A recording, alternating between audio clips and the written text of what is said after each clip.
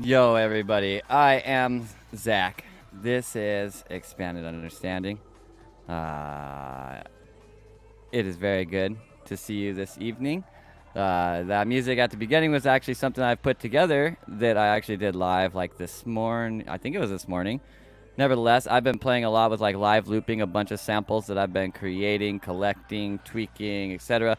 And actually, this whole set ended up being significantly longer, but I just kind of like took an X script out of the end of it because I particularly liked the last track and where it ended because it kind of had this, it had this vocal loop inside of it that said, "I can't believe we've come this far." And I would really like to say, like, I can't believe we've come this far. In many ways, I'm very happy with what I'm seeing out of society at this point in time, and especially what I'm seeing out of like the people around me. I see like so much growth happening, and well, really just like so many people, for lack of a better word, waking up to reality. And so, like, really for me, it's always been about kind of like blazing the trail ahead of what everybody's doing. But if everybody's ready to pull up into this time where, they want to set up autonomous zones, they're seeing, that the government maybe not working best for them, all these kinds of things. They're looking to take their own sovereignty and shit. We're going to be coming thick and fast with a lot of things to do that. But, like, number one, what we're going to talk about is basically like focusing on your dreams and making sure that you're focused on the shit that you want to create. Because this waking up, that what we're waking up to when we see these kinds of situations with like, oh, the media is telling us this story, or we have Hegelian dialectics being played out in politics or anything like that. The reason why they care to control what you're seeing, the reason why they care to control what you're hearing, is because what creates your reality is actually your perception of what will be created in reality. And so it is very important that we focus on the right things. And the primary way that we can do that is through creating expressions of ourselves, creating new ideas, creating new plans, new vectors for places we want to go to in the future, things we want to see, things we want to experience, and very much so like doing this stuff, well, with the music, right? Like this over the last 3 months has been like a huge expression mechanic, I guess I'll call it, for myself. It started talking with like kind of a mentor of mine. I'm not going to go deep into explaining how he fits into my path, but he is a very important person to me. His name is Lee Purcell. And he kind of like, he actually brought something up to me about like writing some haikus because he believed that I would benefit from something that had benefited him, which was basically expressing himself in an art form, but having structure to that art form. And I'm very into rhymes and words, and I like I like the twist of the tongue, probably more than the next guy, very much so. And so, like, I really like, yes, I am quite aware that the music is lightly playing in the background. I think it sounds great personally, so hopefully it sounds the same to the other people listening. I can't hear necessarily what you hear, but, I like it anyways. So, if my voice is not far enough in front of the music, then it's a problem. It fades out on its own sometime after a long time. I was literally like so happy with what had just occurred inside of my space and basically the rabbit hole of ideas that it created inside of my mind going into the future. And that's kind of what I'm already talking about right now. That literally after I got to this part and the song was playing as it is playing right now, it's actually in the process of fading out currently. But as it was in basically the end that you heard of it the whole time, like I literally walked outside and was just like, this is fucking awesome. Like, like I started working with the program that you use to do this, which is called Ableton Live. I started working with that program long time ago, very early in Ableton's history. And when I first started working with it, like I kind of had this grandiose idea that a lot of people are really bringing to life now with the people like the Reinhardt Burrs, and there's a guy named FKJ. He did a really good song with a guy named Masago. I'm not sure Masago or Masagao, Masegow. And these guys and many other people, a guy that I would personally like to give a shout out to, even though he's not nearly as popular, his name is Manatee Commune, or Grant Eddy out of, I think it's Bellingham, Washington. Nevertheless, what they were doing was basically creating musical samples on the fly and then collecting those in some type of program like Ableton, and then layering them over the top of each other. So they were functionally just creating, they were doing the one man band, but with the modern technology to be able to apply like a whole studio's worth of effects, synthesizers, all the things you could ever possibly want to do basically on the fly.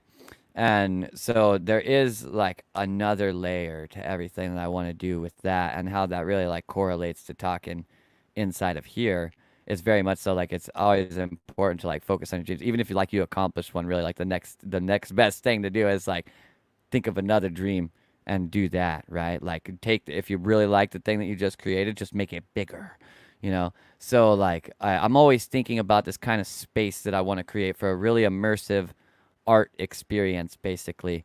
And really, when I say art, I really mean like just this huge combination of light, sound, and feeling happening all in one place for this perfect conjugation of the ultimate immersive experience. And one thing that I thought of today, that I'm not going to go into all the particulars of it, because in many ways, like I don't, well, there's some reasons why.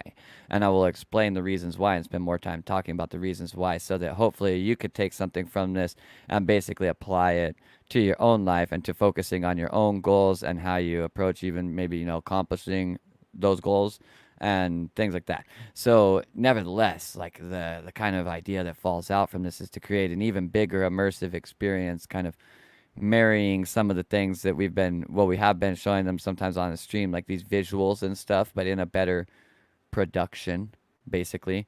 And then also like audio, but really done in like a really unique way. And there's some people who have kind of like touched on this, but I think it's something that we definitely, with the right conductors, is something that could definitely be done live. And it's very much so like a kind of a new format of an orchestra, but also with an immersive visual experience at the same time that is aligned with the sonic or audio experience that you're having as well. So you really get that. I've come to find over my recent research uh, that people really like it when an audible thing and a visual thing happen at the same time. So it's really a lot about like leveraging this, but nevertheless, the real focus is dreams as an abstraction. This is simply my dream, right? And nevertheless, when we're focusing on these kinds of things, people have started to adopt the term of like where the attention goes, the energy flows. Well, when we first early come into adopting that term, we think of it on basically, and this is how it goes with learning and really anything. We think of it in a small way, right? When I was young, I thought about things as a child, and as I got older, I thought about things as an adult, right? And this is a kind of a paraphrase, slight change of a kind of like a quote, right? I don't even remember who. Doesn't really matter, but it's actually very real. It was somebody random, like Alice Cooper or something super weird, but it's very true. The point is that when we first engage something, the applications that we see from it are not the whole of the applications that actually exist inside of that thing. So much like our goals are predicated on how we see ourselves. And so we project ourselves to a point into the future, but that point in the future is basically at the limit of what we can imagine for ourselves. And if we really focus on these things in the right way and really put our energy to the right place, we end up getting to these places. The energy goes where the attention is, right? What is this telling us? What this telling us in a bigger way as a thing that we're focusing on is what ends up becoming our reality on a very, very, very real sense. However, you're thinking about it right now, bigger, right? And maybe you're saying, oh, this guy's pretentious. He thinks I'm not thinking about it in the biggest way. It's not that. It's that I think it's a legitimately infinite application. So the best way to approach it is that however I'm thinking about it now, there's even more ways that it applies. It's really up to me to find them. And that's part of the fun. But what this really ends up looking like is that we establish these kinds of like dreams and such for our reality. And the more that we can keep ourselves aligned with exactly what that is, the more we navigate to a reality that is exactly like that. The reality that we end up in, we talk about the reality being a matrix, right? But it's a matrix of what? We apply that as basically some kind of simulation theory, but maybe it's a matrix in the sense of what a matrix really is, which is like an array of numbers, right? And so it's an array of data. And our current experience very much so becomes created by how we got there, right? And the path that we took. The concept that might be inside of your wildest dreams might seem like a far distance away, or maybe even like on the brink of fucking impossible from where you are right now. But when that's you being like functionally young inside of that idea, as you focus on that and age that idea more, put more energy towards it, it grows. You get closer and closer. It starts seeming less impossible. It starts now seeming possible but very difficult. And then you continue to go down this. A lot of people here watch Jen's show. Jen very much so does a thing called the Feldenkrais method. This is based off a guy named Moshe Feldenkrais. Moshe Feldenkrais kind of had this concept built in there that we're basically making like the impossible possible, the possible easy, and the easy aesthetically pleasing. And it's kind of the same idea with all formats of learning, right? Like it starts out seeming absolutely impossible, and then it seems possible but very difficult. And then it seems like you can do it, and it's actually quite easy. And then you add flourishes and nuance that really like make it your own, and it's aesthetically pleasing. And this happens with virtually all kinds of learning. This happens with literally just accomplishing a new format of yourself. The more that you keep your perception focused towards that and not towards this other shit that may be somebody else. I don't care whether they're a globalist cabal or they're your next door neighbor. Literally doesn't matter. Literally does not matter. People give you the opportunity to focus on things. What you choose to focus on out of the matrix of things that we're focused on are the things that actually get pulled into the future. It's never the fault of the person who gives bad advice. It's always the fault of the idiot who is stupid enough to take it. Okay? When someone gives you a bad piece of advice, that does not make you do that thing. It is up to you to run that through your own logical discernment, and on you to take that responsibility that you're taking every piece of data, be it advice, be it a TV show, be it a newscast, be it a fucking murmur that you heard through the wall while you were sitting in the bathroom at some random place. I don't care. Any piece of data that comes in, to take that and apply that through some kind of discernment filter and determine what? What are you trying to determine with that? Are you trying to determine whether that is or is not the truth in terms of is that the actual right thing to think? Really, in terms of your own experience, you're determining whether or not you're going to incorporate that into your truth, right? Whether you are going to choose to believe it or leave it be. That's always your opportunity in the moment. The more that you can sculpt your ability to manage the incoming data from your experience, the more that you will have control over the outgoing projection of your experience. What's the outgoing projection? Every single thing that you experience. Literally every single thing can be mapped back across the same path to your own psyche and see that it is functionally a projection of your mind. And as a byproduct of that, that means that realistically you are always sculpting the position that you are in. Said easier, exactly where you are right now is exactly where you want to be.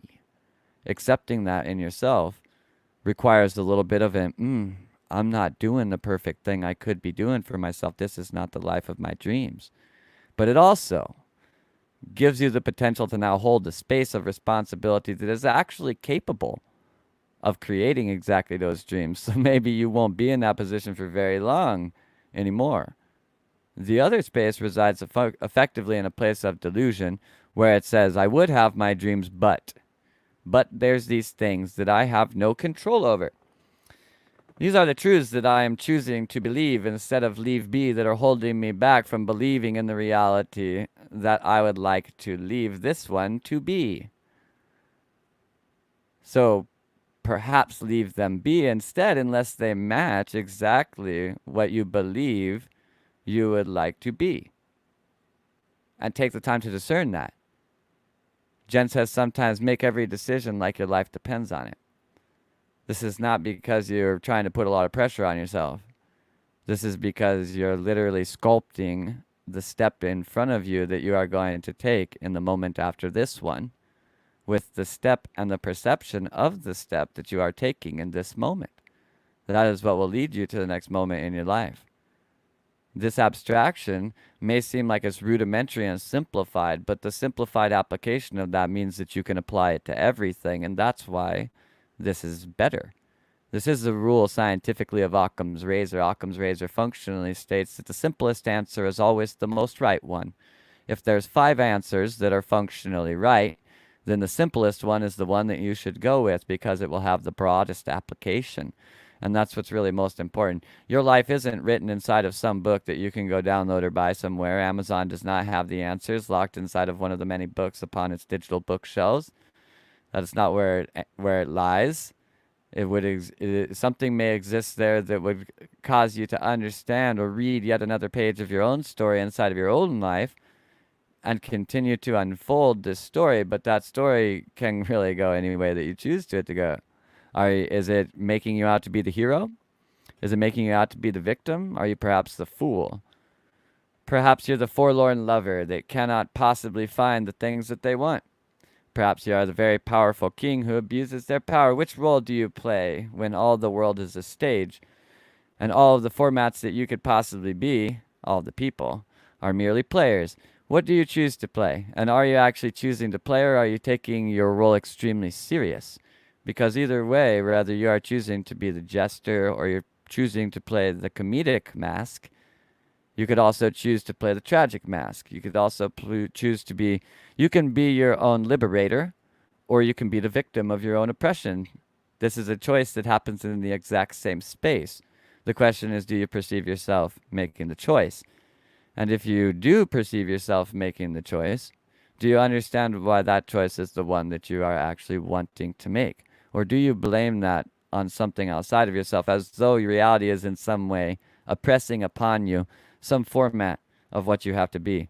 Perhaps you only have to be whatever you choose to be, and then it doesn't have to oppress anything on top of you. It sounds like a significantly more effective system, and it seems, when used, that it actually seems to function exactly like that. There's plenty of scientific and spiritual correlations that one can bring for reasons to attach to this, but you will find those on your own after you hear things like this. Inevitably, when you go through other data, if you've chosen to actually take the time to listen to what I'm saying right now, and you choose to actually incorporate that in any way into what you're doing, then you will inevitably contemplate this as you go through other things in your life, and you will start asking yourself more regularly, why am I choosing what I'm seeing right now? And is that what I want to choose? And then, kind of beyond that, what can I best choose in this situation to give myself the best chance of having a situation I do want to perceive that is closer to my goals in the next moment? It is very important to always stay aligned with this inside of yourself. People talk oftentimes about like getting in touch with their true self, whatever, getting in touch with their higher self, coming into connection with their heart, living in their heart space. These are all synonyms. Or maybe even you could call them pseudonyms, because they're functionally pseudonyms for this function, that you are choosing to align with what you really want and not utilizing some type of excuse, be it a blockade inside yourself or outside yourself, for why you cannot accomplish the reality that you want to live in. If you really truly believe that you have a higher self, or that you come from source, or that you're an infinite being, or that you're one in the all, do you seriously believe that you're so weak that you would be limited on what you could turn your human reality into? That is quite preposterous. You can turn yourself into things that you couldn't possibly imagine that you were ever going to be. I've seen it happen thousands of times inside of my life, sometimes for the positive, sometimes for the negative. And, you can choose to perceive those either way, but really all they're showing in the function is that so much is possible. So much is possible based off of how you choose to align your thoughts.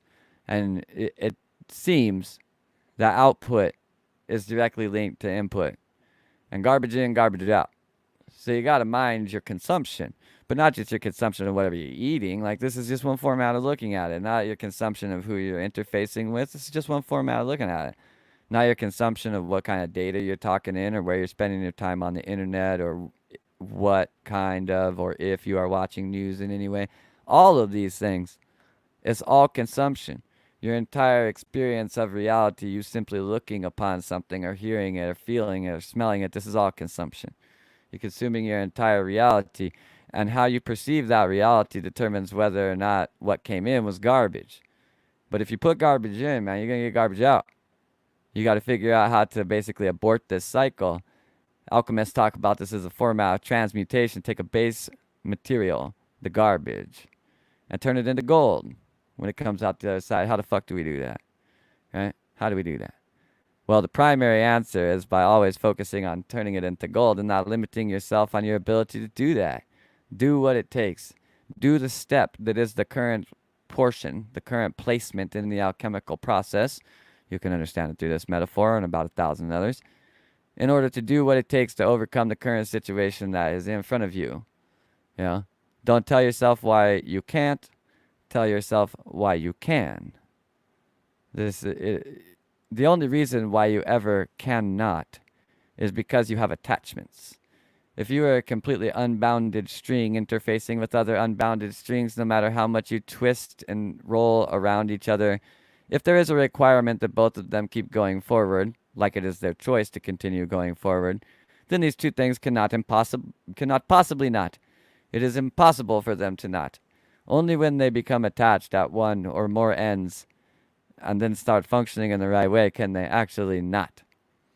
So really, it's when we choose to attach ourselves to some type of belief, we choose to bound ourselves into functioning some type of shape that we must be.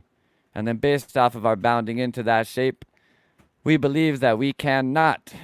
You can't not.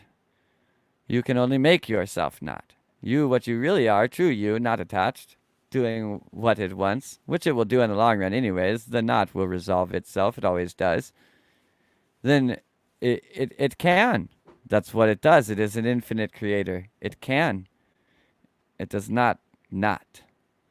So I urge you to detach yourself from your belief of what you can and cannot and start focusing on what you want and keep your focus on what you want. Discern your reality, discern the data that's coming in all the time, and make sure that it is being incorporated or integrated into your being in a way that helps you get to where you're trying to go, not provides some kind of limit, some kind of restriction.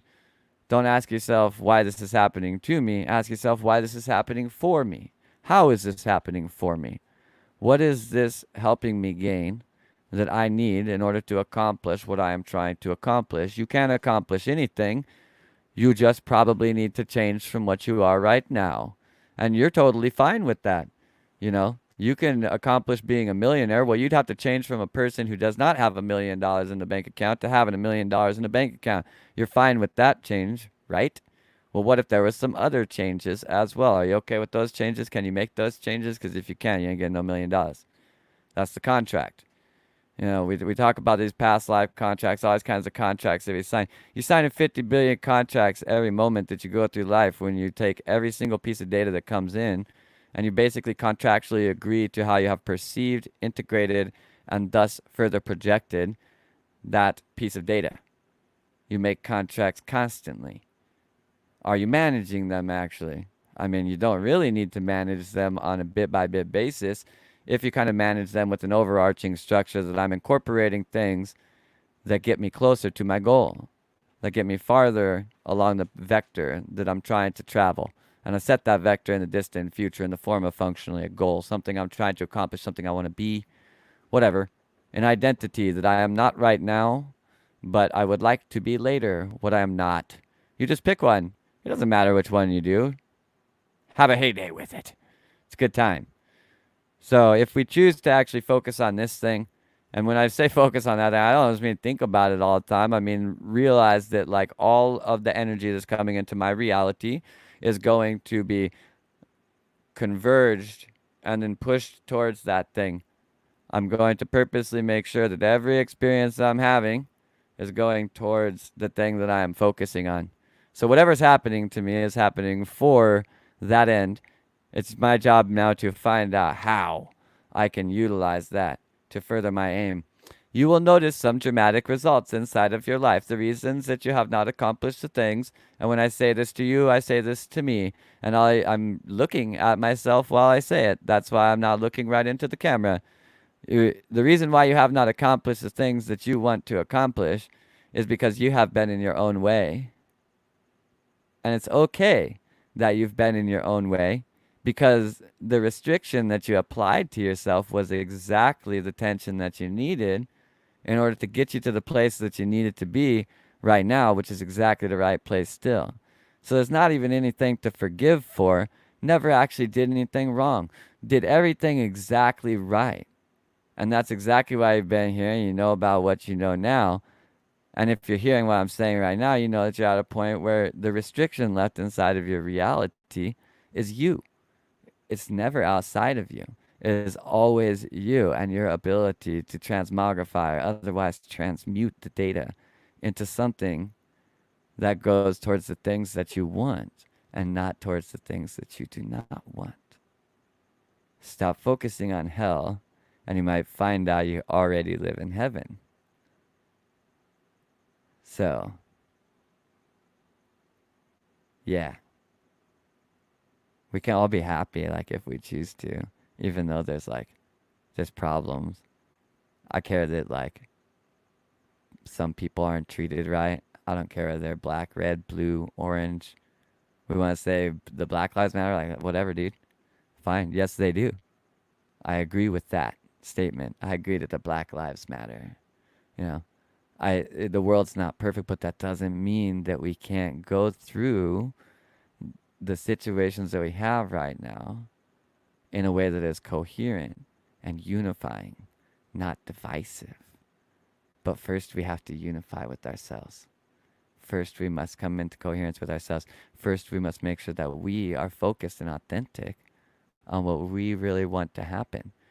That's what brings us into the position where we are able to come into the space where the self-ordering takes place, and there's a space for everyone, and the energy is abundant. But everything fits in. They don't have to change and shit. They have to be understood. They have to be given their space to be what they are so that they can better understand themselves. They need to be accepted, loved, as you might like to call it. Humans like the word love. I think it has gotten very, very confusing, that word. And in my dramatic, very romantic as well, efforts to try and understand what the fuck that word means, I've come to realize that functionally it mostly means coherence. And coherence is a fucking choice. And that's why love is infinite, because I could choose to have love any fucking time I want. I can love me. I can love you. I can love the microphone in front of my face. I can love the food that I ate a little while ago. I can love the people that made it. I can love the people who provided the space to eat it. And I choose to love all of them and more, because it's infinite. And it feels better than being very mad about it and treating it like it's all divisive. It feels better. That's the reason. No other reason. You don't need logic. You don't need science. You don't need spirituality. You need to stop for a fucking second and feel what feels better and go that way. That's the secret. You don't need all kinds of secrets. You don't need all kinds of pathways. You need that one. Stop. Feel what feels better. Go that way. Only apply your logic to figure out how to go that way better. That's all it's for. It's for fun and effectiveness. Use your logic to make riddles. Use your logic to solve fun puzzles. But know that there ain't no puzzle to solve. Stop. Check which one feels better. Go that way. If you could do that, you've solved life. It might not feel like it right away, but give it some fucking time. You live in a place where you believe that things have to happen gradually. So give it the time. Give it 21 days to become a habit in your life. Give it 90 days to make it a way of life. Give it a year if you're actually committed to wanting to actually fucking change your life and be what you can be. Just that. It's one thing. How hard is that? Stop. Check which one feels better. Go that way. Don't be scared. Go that way.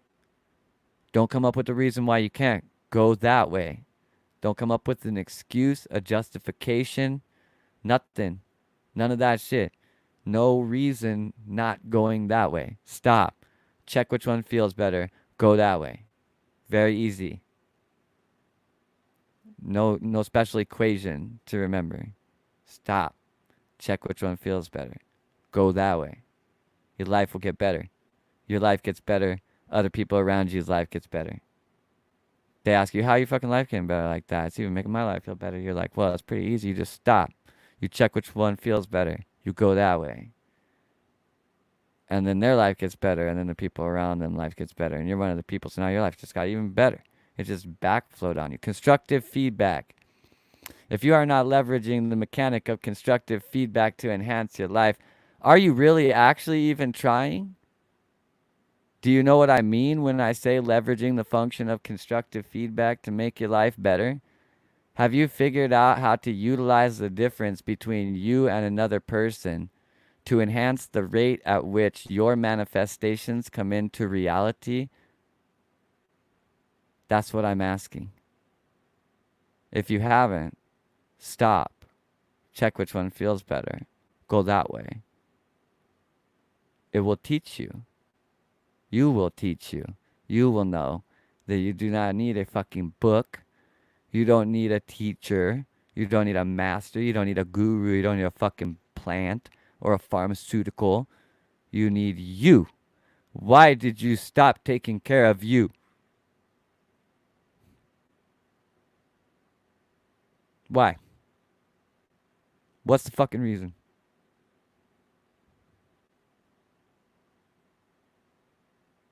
Is that reason good enough? It's not. You know it's not. Stop. Check which one feels better. Go that way. Don't go down some fucking pit of sorrow because you just realized that, maybe you haven't been doing the best for yourself. Stop. Check which one feels better.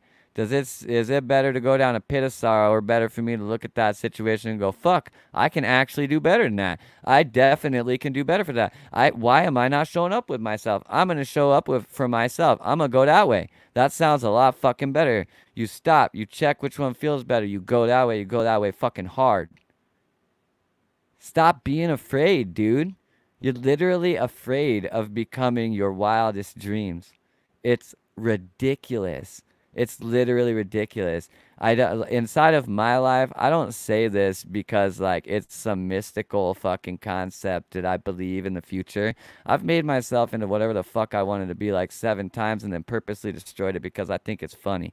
I've watched 1,000 people around me, some of them with my help, some without my help, make themselves into exactly what they want to be. I don't believe this because it's mysticism or because I read it in some fucking book. I believe it because it's boots on the ground. I watched it happen in front of my face, both with me and a bunch of other people. You can do it.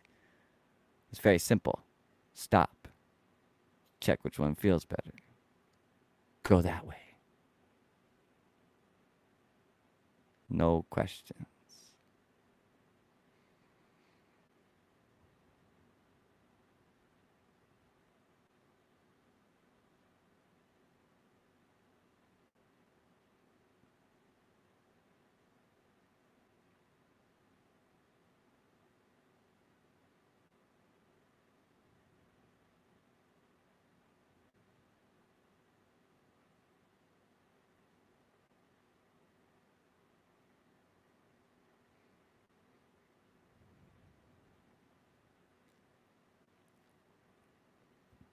There's not a rush to get anything done, guys. You ain't trying to get to the finish line. You're trying to enjoy it right now.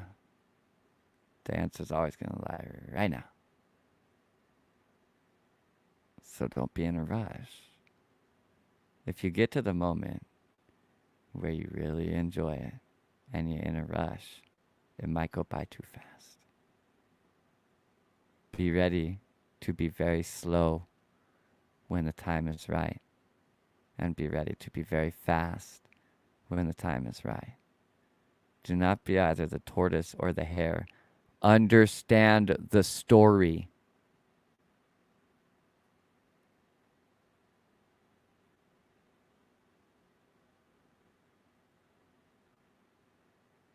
You are both. You are also the race. No, the audio didn't go out at all. I left space. There's no rush ever. We always have a minute for ourselves. We have an entire infinity for ourself. Ourself is infinity. So of course you have infinity for yourself. Why are you in a rush? Where are you trying to get?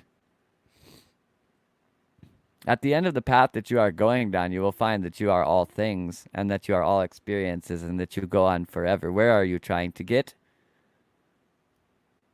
Why do you need to get there fast? It's not the place that's fun to get to. It's going in between the places. Once you get to enough places, you will recognize this if you do not already recognize it now. But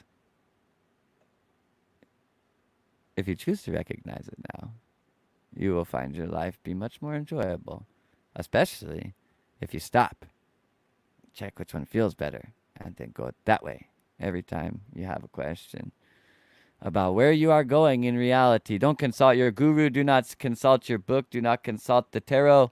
Do not throw bones or pull runes unless you have asked your own heart and it says, the tarot will tell me exactly what I need to know, then by all means go and pull a fucking card.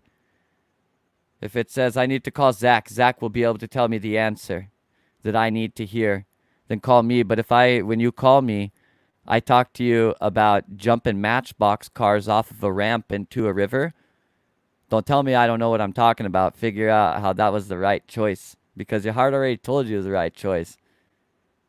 If you figure out which one feels better and you go that way, you do not go the wrong way. And then you don't need a guide. You can simply interact with everybody else. We don't have to be teachers and students and mothers and daughters and fathers and sons and kings and peasants. We don't have to be us anymore. We can be just a bunch of people fucking hanging out, checking shit out, seeing what it's like. You don't need that shit. That shit is made out of these beliefs that some people are going to get to some place where they're at like the fucking end or whatever. It's ridiculous. I actually have a video that I'm going to play. We don't have to subscribe to this at all. And I'm not saying that you need to stand up, revolt, and change the fucking world. I'm saying that if you look at the world different, it'll fucking change for you. I say that because I've watched it happen. I honestly don't even like this answer, if you can call it that. When I first started going down this path, my whole point was to prove all of this stupid shit wrong. Everything we ever talk about. Star seeds, connecting with slug consciousness, being able to like discern and define and create the reality of my dreams, constantly guiding myself that really reality is a thought projecting outside of myself, and I'm really only ever experiencing a format of myself. I didn't even want to believe that when I started walking down this. I came into all this to prove all that shit wrong. And like the only thing that I proved was it further, because me wanting to prove it wrong was exactly what got accomplished in some weird backwards format of itself, where it proved that I was wrong through the reflection of reality that it was, by proving me I was wrong. Like it still hardly even makes sense to me now how I even got to this place. But it's like we're 20 years down the world or the whirl, really, the fucking vortex or whatever you want to call it, a vortice of turbulent flow with a thin shred of laminar flow, always changing size and shape, that is itself immersed inside of turbulent flow. That is life, man. That's life. And where it started out as like, I didn't even want to believe all this. It's too much responsibility. Too much responsibility to do all that shit. I'm not even interested. I'm going to prove how all these people are wrong, and that actually all of this is discerned, and it basically it's not discerned here, though. We don't got no interface with that. Unfortunately, I'm reporting back from the frontier of my own path of discovery to say what I have found so far along my vectors is that I was completely wrong. Heretofore, it was all me doing this to myself, and that has actually created the most amazing, brilliant reality that I could have ever possibly not imagined. And I invite you to come check it out. It's pretty cool. It's pretty cool. I think there's a lot of ways of doing it, and I think all of them are possible, but this one kind of substantiates that belief and is also a very enjoyable way to live, especially when you end up getting it. It's been working for a while. You've made a lot of decisions based off of checking which one feels better and then going that way. And you make more and more and more of those, and you go deeper and deeper down the rabbit hole of following your heart. You will progressively find that the deeper you follow your heart, the more and more love you are surrounded with. And it looks all kinds of weird ways, and they are all very exciting. And the tunnel twists and turns, but it's always giving you a nice, pleasurable hug. And so, by working on ourselves, and moreover by working in groups, segue to the video that I'm going to play here in a second, we can very much so discern what reality we are moving into. Maybe we won't hit it with 100% accuracy. Maybe we won't get exactly the reality that we designed. But if we put in the energy, we will get very close. And the part that we don't get, we will be able to look at those results and see how in the next moment we could do even better. Because the percentage that we are off from hitting exactly that we wanted, and the clearer that we are about what we want, the better we will be able to discern that percentage that we are off. Will tell us exactly how much time we spent focusing on shit that wasn't exactly what we wanted. And then we'll have mathematical proof of how much we fucked up. But if we focus on the right place, we will get pretty damn close, my friends. It ain't that hard if you fucking focus on what you want. You take a second to stop for yourself because you care about yourself. If you don't care about yourself, maybe you care about the world. Do it for the world. Take a moment for the world. Stop. Check with which one feels best to you. Go that way. Very simple mantra. Stop. Check which one feels better. Go that way. Very easy. Every decision will be made better from this. Aaron just showed up. I'm going to play a video, but I'm going to switch into Aaron also mode first and say hi to him. Hi, Aaron. Hi.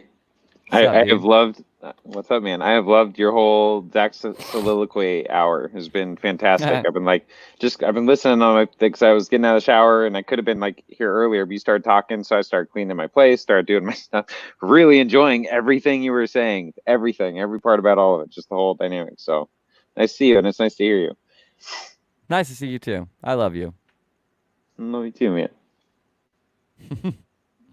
So, I'm going to play this video, which, I don't know. The only thing I would say about this video is that it has, it talks of the eerie tone of controllers, but it's really talking about how we could work together and focus on the right thing and get to the place where that's not even what the fuck we're talking about. Why the fuck are we spending our time talking about that? That's the real tone of it.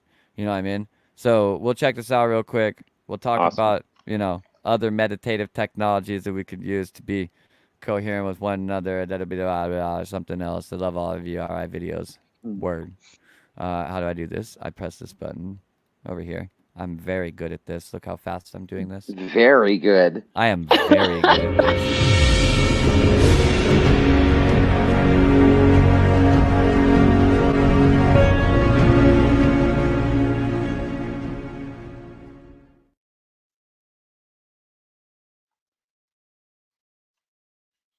The world which we once took for granted, with its familiar systems of established order, are now fragmenting and dissolving away as the globalists position society towards the precipice of great change.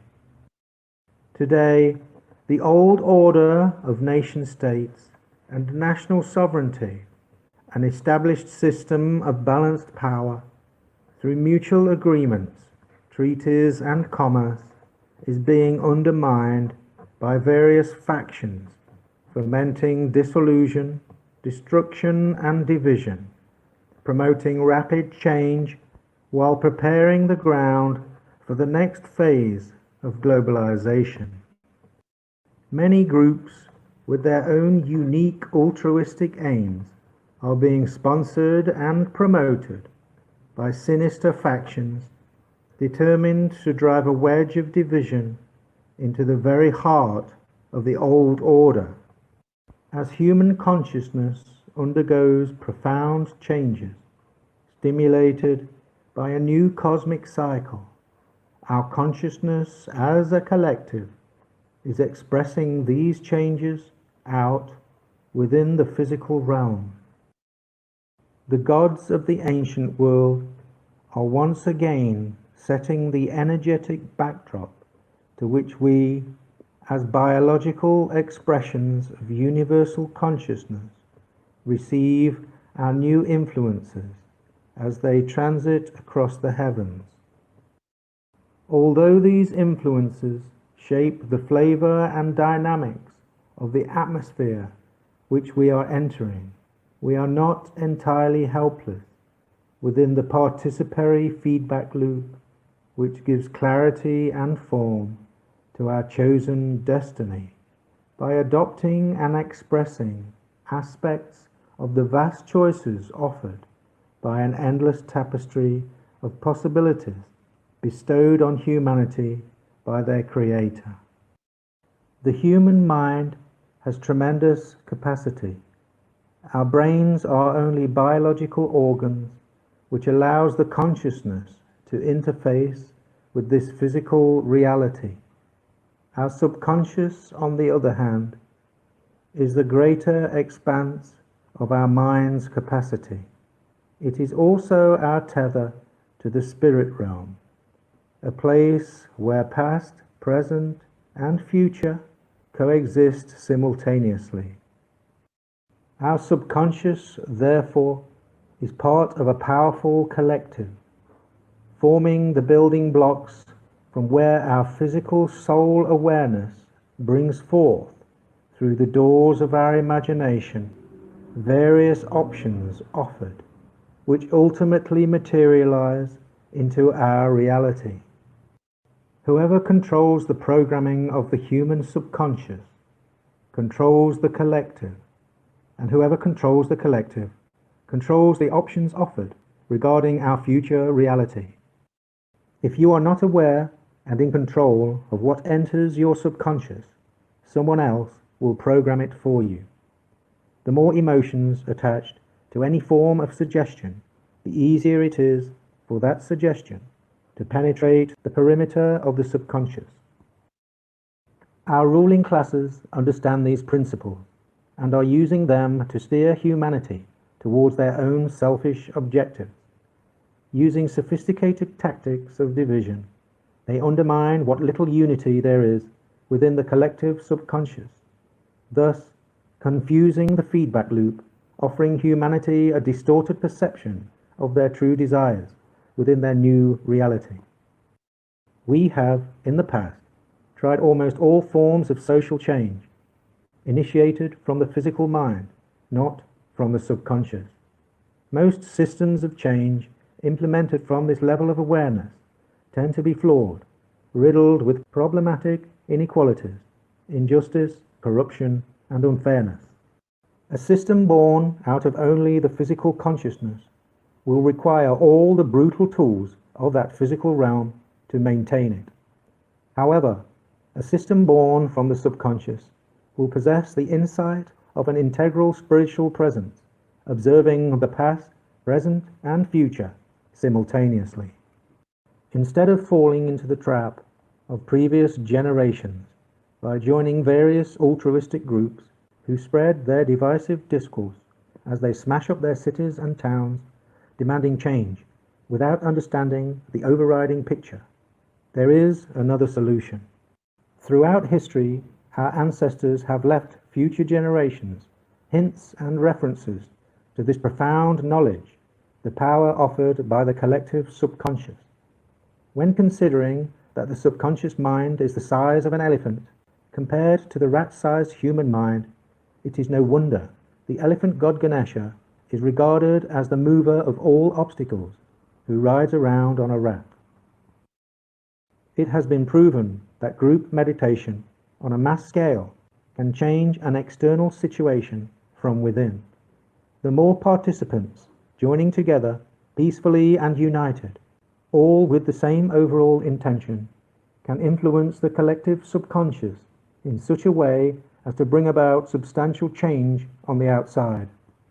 During the summer of 1993, a controlled study was carried out in Washington, D.C., designed to see if a large group of 4,000 transcendental meditators could influence the city's crime rate. The meditators would, over a period of 8 weeks, use their calming influence over the city's inhabitants. Remarkably, after the results were compiled, they discovered that the crime rate had indeed fallen by a staggering 23%. To give group meditation even more power to connect with the collective subconscious, moon phases are utilized to tune the group's aspirations in line with nature's rhythms and cycles. The new moon is nature's way of initiating a new cycle. It is a golden opportunity to synchronize any group's needs and intentions into the very heart of the collective subconscious. Once the collective subconscious elephant has been reprogrammed to go in any new direction, you as an individual can sit back, relax, and enjoy the ride. At this critical time when humanity needs to come together in order to positively influence the collective subconscious, we are being driven by our controlling classes into isolation. Those who are controlling the situation at this time are throwing everything they have at steering the collective subconscious towards a future based on fear and division, with their mechanisms of global governance underpinned by a technological control grid. We still have a way out. United with intent, it is possible to create an inspiring future for our children and grandchildren. But divided, we will only sink further into the hands of those who are now manipulating the situation. A sinister hidden hand determined to create the world in their own image. That is the video, my friends. How do I fix this screen? What am I doing? Take that away. Hello. Hi, Aaron. What did you think of that video? I think that was pretty well laid out, logical line of reasoning, and I think that was pretty well said. I'm more curious how it strikes other people. I think that's Let us know in the chat. How does this strike you? Because of those things, bolt or a feather.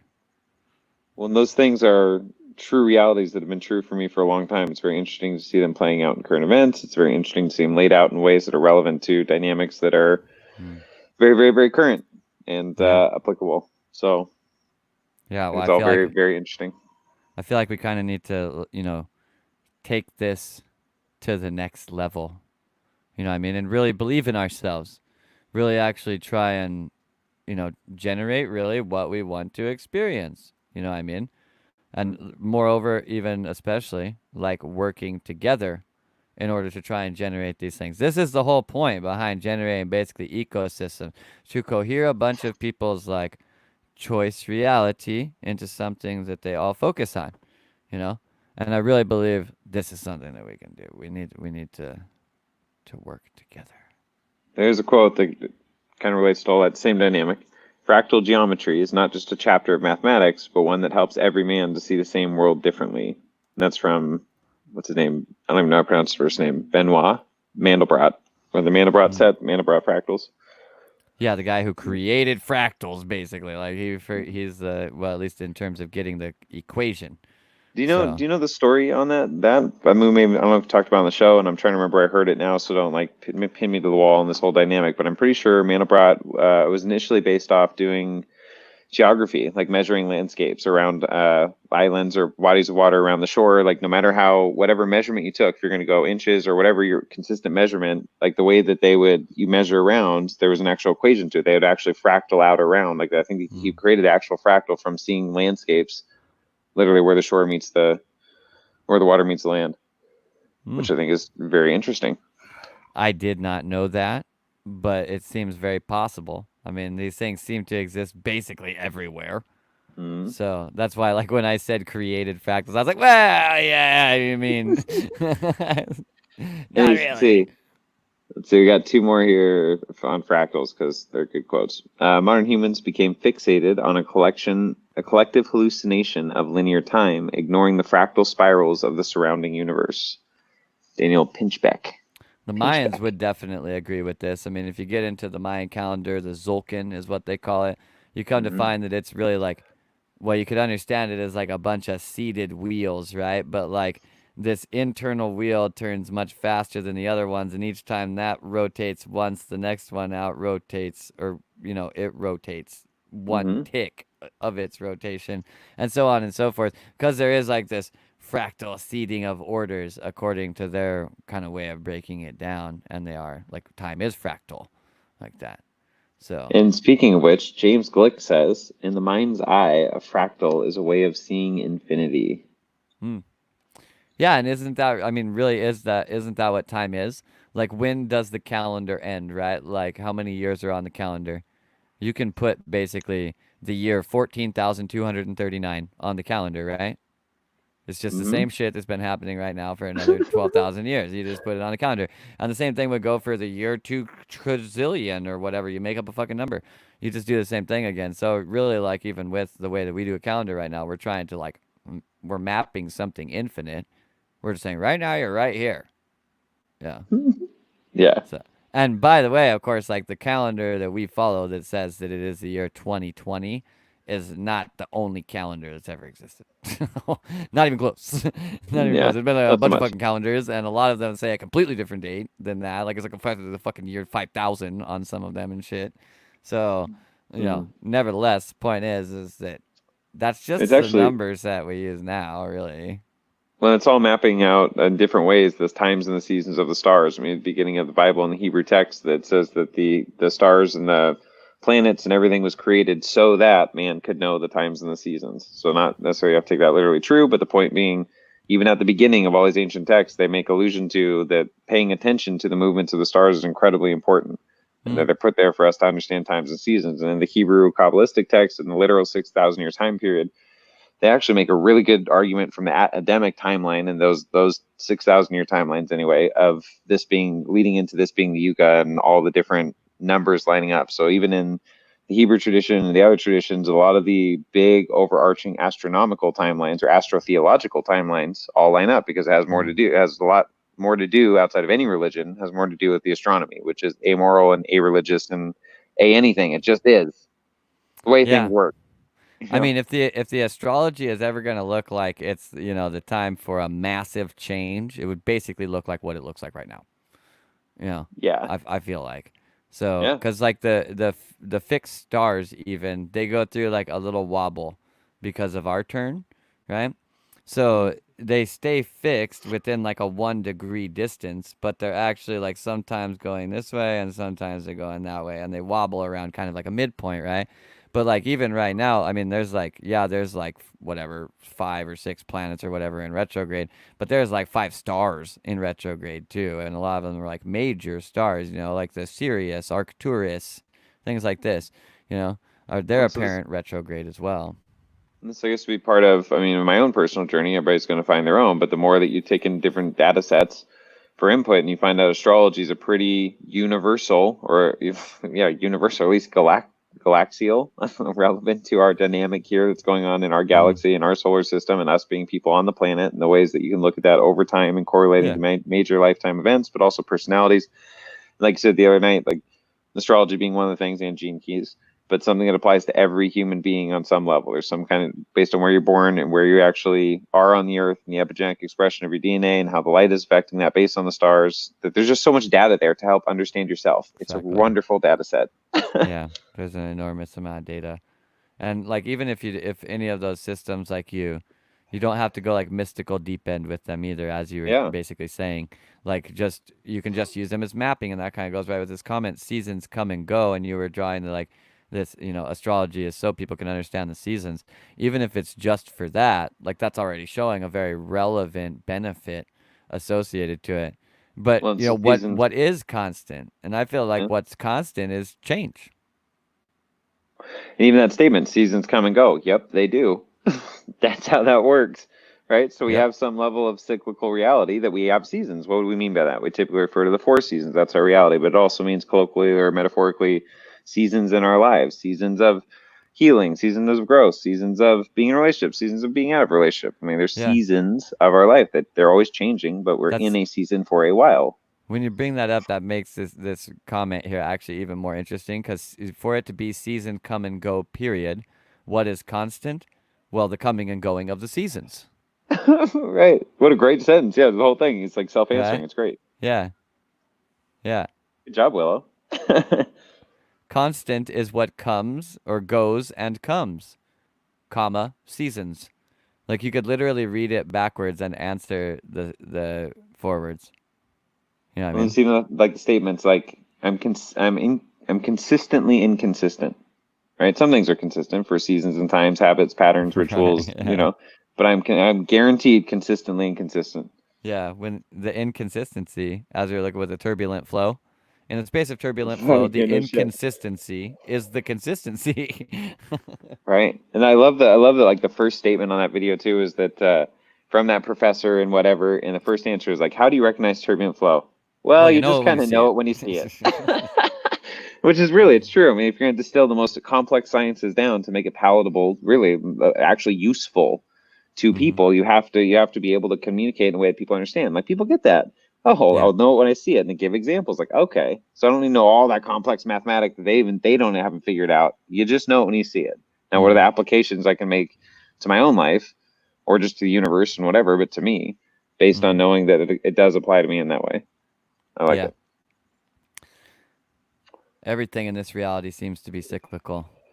Yeah, I mean, as long as we're understanding that cyclical actually means like Spiral, spiralical, right? spiral. Like it's Yeah, not 100%. it's not doing this, it's doing this. Yep. But that looks like this when you're looking right at it. You know what I mean? Yeah. So it's like the cycle is like the 2D projection of the spiral. I feel And if like. you're looking at it as a geodesic from the top down, it can look like the snake eating its own tail, but actually it could be spiraling up a geodesic. Right. Totes. Just to Yeah. incorporate big words and concepts because they were just in our last video or I last am videos. so smart. My words have at least 4 syllables, I know how and to use big words. I use 11 pieces of punctuation per sentence so that it can be extremely long-winded without actually ending. My grammar is Thank incorrect. you. It is always intentionally incorrect because I never say anything that is not articulate and fancy. Understand the spiral and the wave, and you understand reality. Yeah, I mean, like, I feel like you understand the wave is like two, and because this is Mhm. another way of mapping it's the side of the Mhm. cycle. Where's my Right? camera? That just looks like this Yep. to the side, so just up and downs. You know what I mean? So you're So circumambulating the perspective of the thing. yeah, when you look at that from the side, now we got the up and down moving forward because joop joop joop joop. So in a Speaking of certain way, yeah. Like I mean, like on the wave, and then taking it to the spiral, and then if we start getting into like the John D talk or the Masonic talk, realize that like dimensions unfold from there functionally, but maybe talking about them in words as easy as wave and spiral, not as easy because you start dealing with 4, 5, 6, 7 dimensional objects, manifolds. The science of manifolds will take you Mm. basically the rest of the way, which is kind of basically what a wormhole is, functionally a manifold in space time that allows you to go from one side of the object to the other without going around the object, or, since Aaron likes the word right now, following the geodesic. Yeah. So, being able to tunnel through the geodesic. So, but manifolding, well, as you saw from, if you were watching the video, which you probably were here all the time, of the Taurus yesterday, it was kind of, that is a manifold, right? Like that's basically 4D, right? Like the toroid has the inside and the outside, and then and like those are different, but they're both kind of need to be three-dimensionally mapped in terms of like their circumference. They're different, right? So Hmm. they're two different circles that have a three-dimensional space in between them, But functionally, this means it's a manifold, right? It's like a ring that things could go through. And as we saw from that video also, that at certain vectors, things treat manifolds in a weird way, right? That they'll choose to stay around the outside of it rather than tucking through the rabbit hole or through the wormhole just Right. because of their path, right? And when that path happens like that, it very much so looks like this wave going along the outside of the thing functionally. Yeah. So if you were to take its path and straighten it out, you would see that it is waving, right? So nevertheless, it's not actually cycling into the inside of it. It needs to basically change this angle of approach on what it's doing. Otherwise, it will never be able to get into the manifold. But when you start, that's like trying to understand 4D, right? Like you have a 3D object, it's a fucking sphere, things go around the outside of it. You take that sphere, you cut out the inside of it, but you leave all the walls rounded. Now the stuff can go through the middle of it, but still remain on the outside of the object. It's a 4-dimensional object now, right? So now to get to a 5-dimensional object from that, it needs to basically be able to go inside of the inside while staying outside. And this is where it really gets hard for the human mind to play with that shit. So, Okay, so on those higher level concepts that are also math and imagery, there's a video I just sent you in Messenger. It's incredible. It's incredible. It's similar to it's all the other kind of stuff we've been watching and stuff. It totally fits. And there's certainly metaphors, I'm sure. It's really interesting. Willow, if you want to download an episode of the podcast, you could actually just get it from StreamYard, or I could send you a copy of it. Would be the best way. Probably. One of those two ways. So actually, if we gave if she got that login for StreamYard, she could just download them from there. Yes. All right. This is a 14.5-minute long video. You got to go at least 1.25. Behavior. I realized after I started that other video, I was standing over at the doorway, and like it's so slow. And then I literally said to Jen, I was like, Aaron's freaking out right now, and she's like, what? Why? And I was like, this video, like he definitely wants it to be faster all the time, and this guy's particularly slow, so he hates this right now. And it was my fault too. I was like, oh, this is a cool video. We can probably watch at regular speed. And I forgot I was watching at 1.5 earlier, and I thought that was regular speed. Then we were watching regular speed. I'm like, nope, can't do this regular speed. Yeah. This is a very interesting observation or whatever piece of information that Willow provides here, that technically our digestive system isn't inside of us, it's a through hole. And it's very true. Your mouth is technically connected to your butthole by a consistent tunnel, a continuum, which means that you don't actually have a stomach inside of you. It's along a pathway that runs through you, and you're functionally a donut. You know what I mean? So like, yep, it's very true.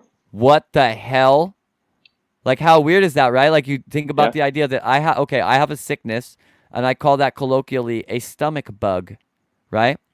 And that's inside of me. That's a sickness that I have, but actually it's not inside of me.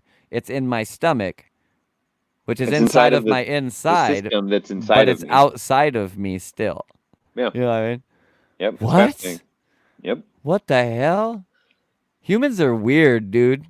Like, okay, bizarre behavior of rotating bodies explained. This could be just a bunch of humans standing there spinning in circles, and I would be like, this video actually says a lot. You know what I mean? Because really good. The bizarre behavior of a human body is very fucking weird, and functionally everything is spinning. Anyways, here's the video. We're going to check it out. Bizarre behavior of rotating bodies and their explanation. Sponsor of this episode, LastPass, which remembers your passwords so you don't have to. More about them at the end of the show.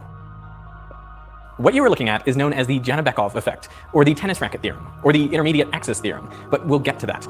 Now, you may have seen clips like this one before, but in this video, I will provide the best intuitive explanation of how this effect works, or at least that's my goal. Now, it involves arguably the best mathematician alive, Soviet-era secrets, and the end of the world.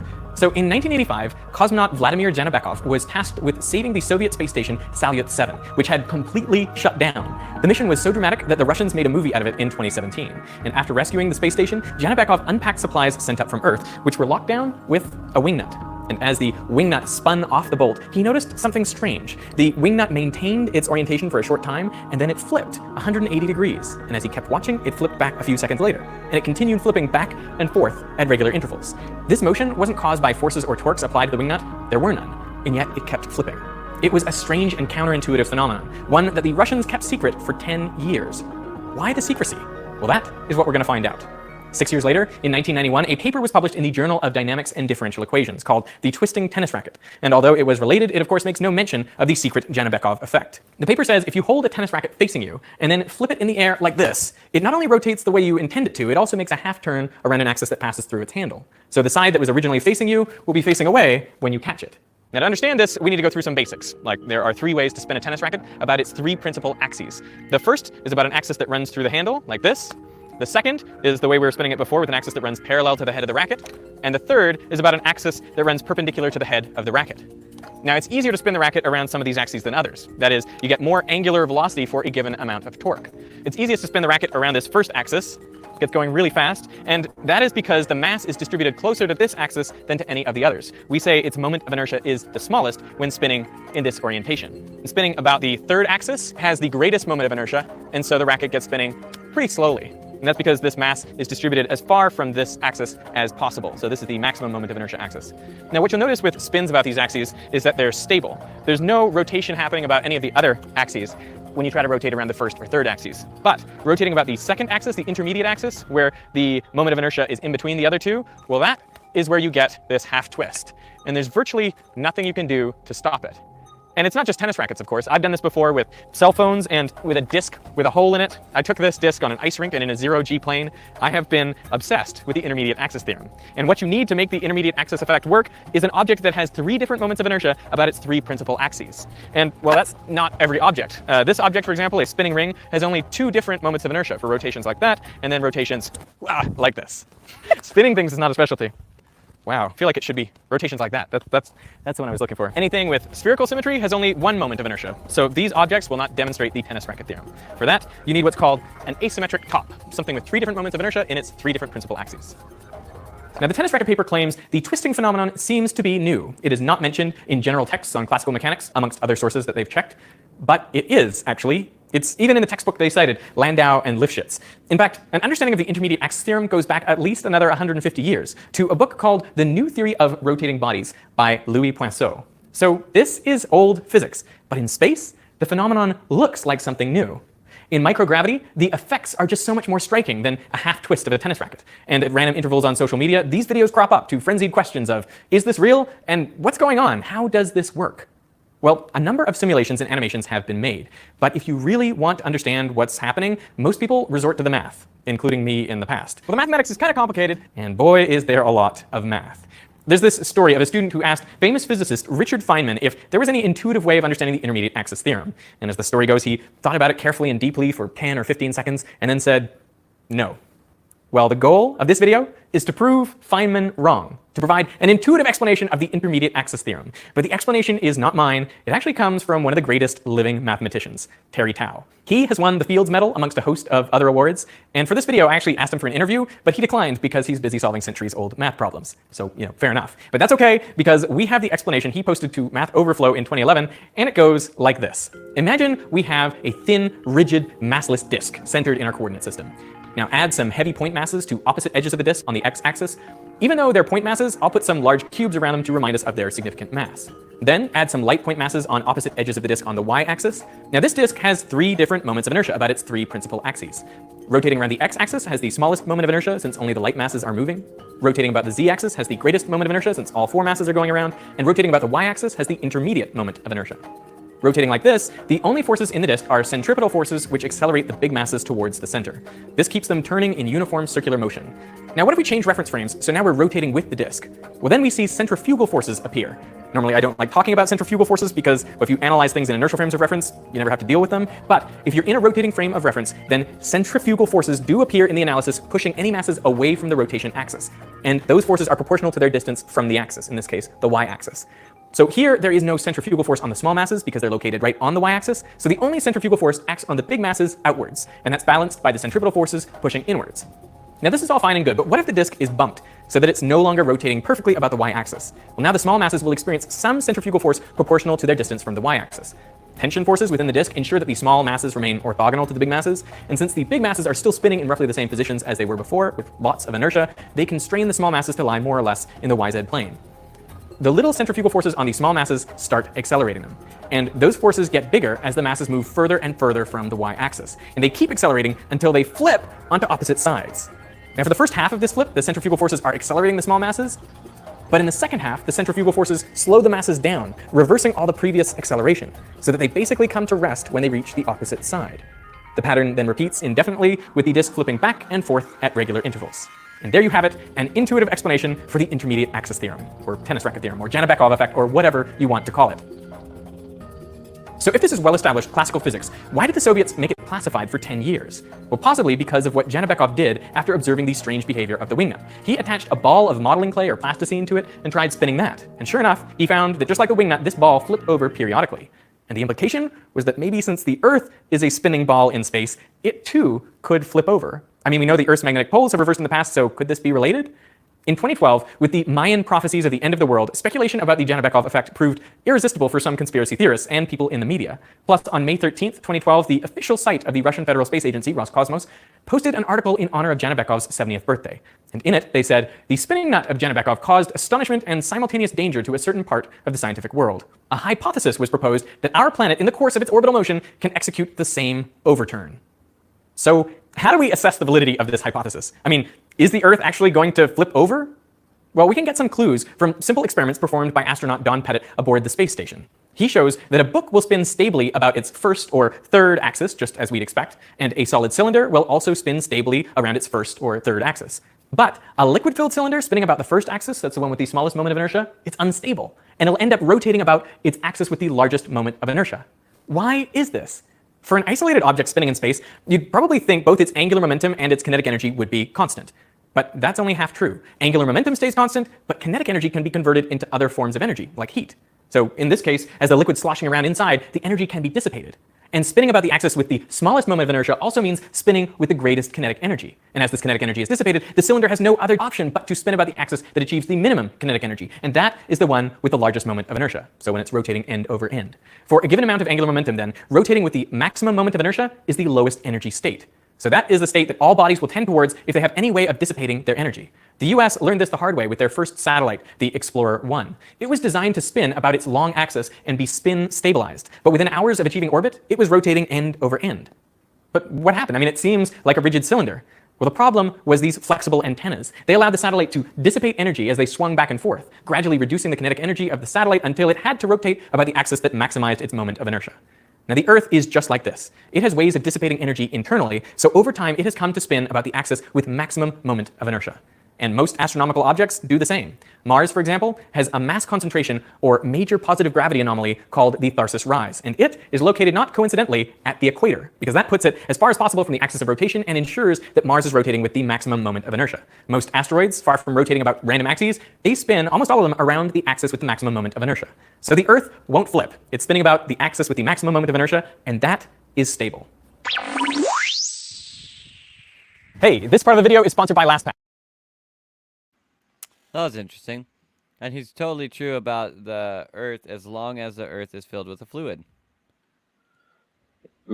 Right. I was going to say that I have personal contention with the last statement, that blanket statement that the poles won't flip, because I have been following scientific evidence for a very long time that the poles are very much moving towards a flip. But, you know, that's a whole nother subject. Yeah, it's interesting. She says, Willow says, spherical symmetry is overrated. In this case, it really is. Like, the idea that the Earth is perfectly spherical is kind of a pipe dream. Yeah, a little bit. I think even like, but I think if we're talking about mainstream voices for the shape of the Earth, what's his name? What is his name? He's really popular. A lot of memes about him. African American. What would you call him? Cosmologist, astrophysicist. What's his name? He's got a mustache. Mustache guy. Yeah, dude, African American mustache guy, Neil astrophysics. deGrasse Tyson. Mike, yeah, that's the one. I can never remember that guy's name. But talks about the shape of the Earth being more probably pear-like shape or something, like all these different dynamics. Even just on a spinning body of water, if we're spinning 1,000 miles a second, I mean, we're going to be oblong. I mean, at the center, you'd think, right? And that apparently that lines up those dynamics. So it's just, yeah, there's a lot of interesting things.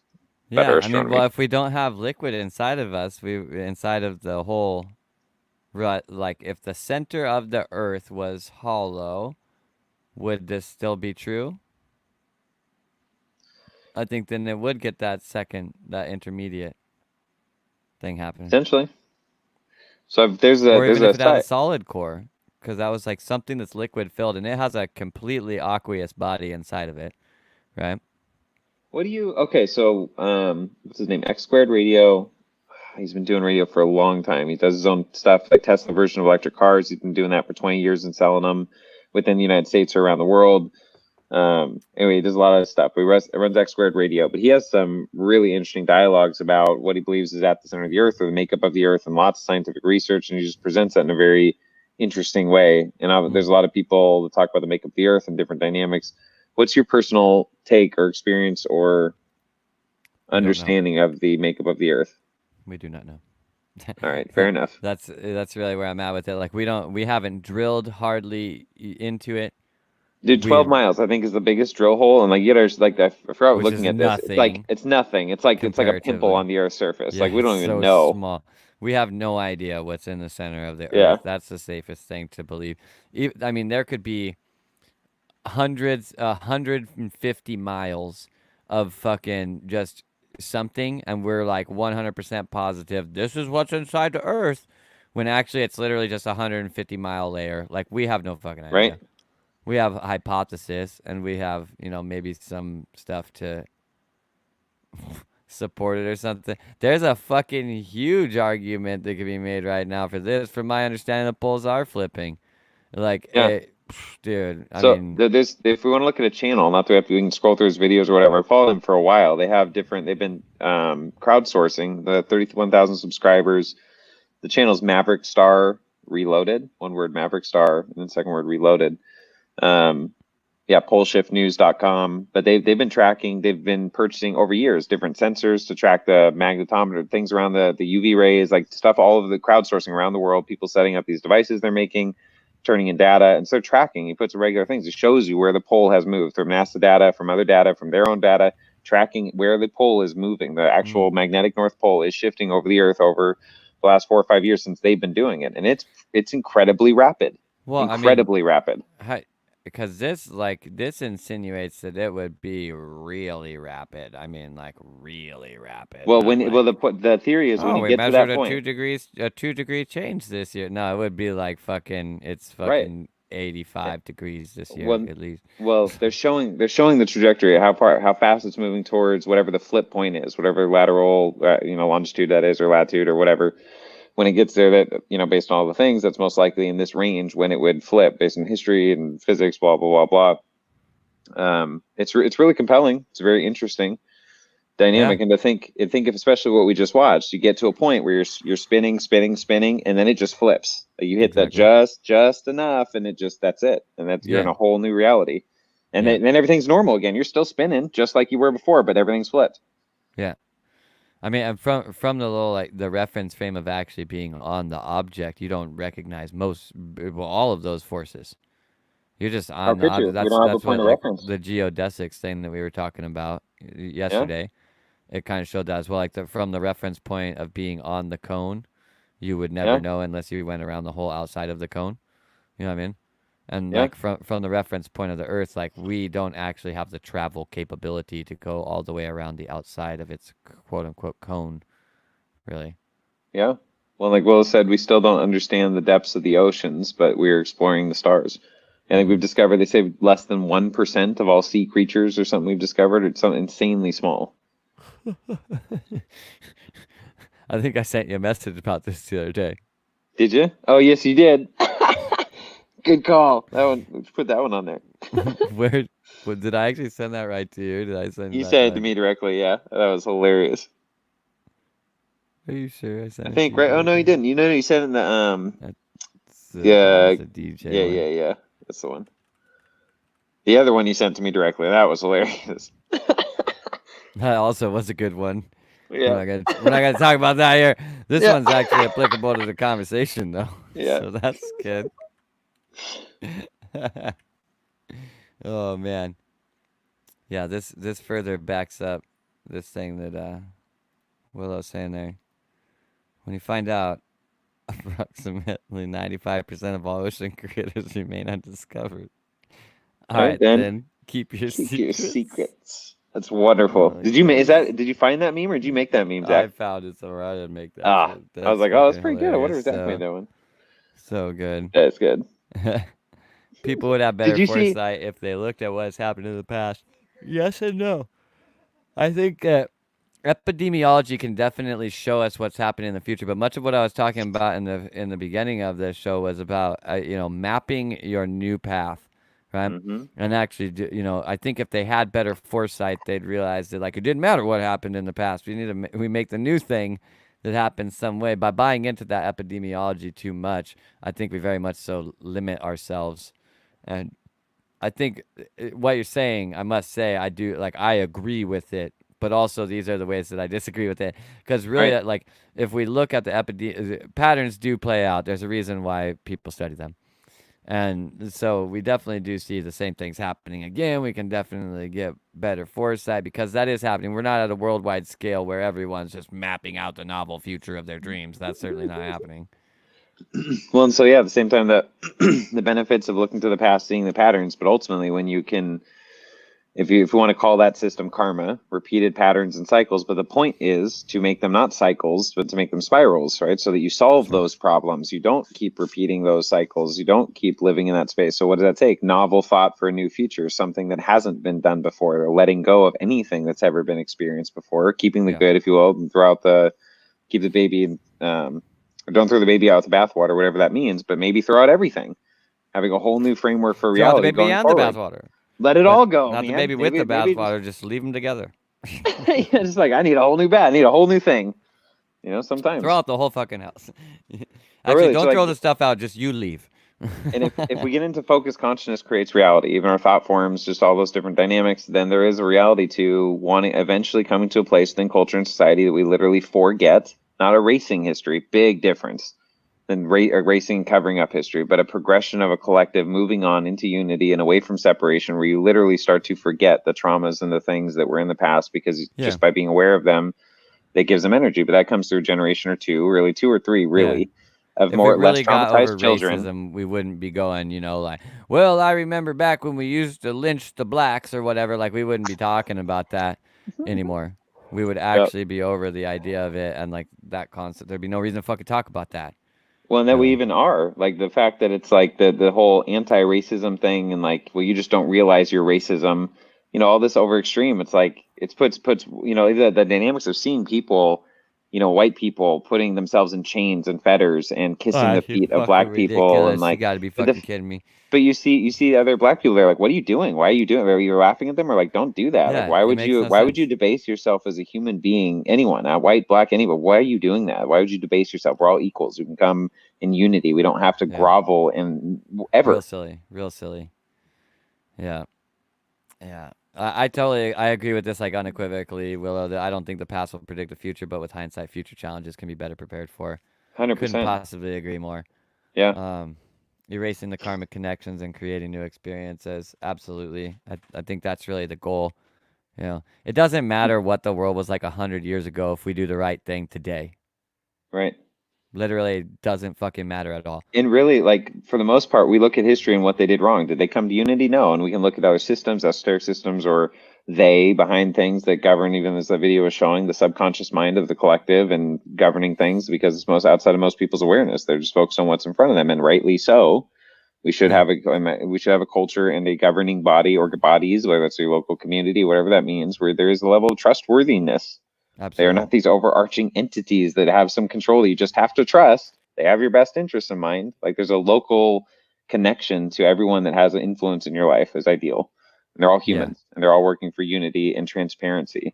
Really, transparency in government, like I will talk about, but really, real transparency, really, just everything. Just put it Yeah, all out there, absolutely. man. Let the cards come where they lie, and no more games. Yeah, couldn't agree more. Also, couldn't agree more that it's not about race anymore. Definitely not. At all.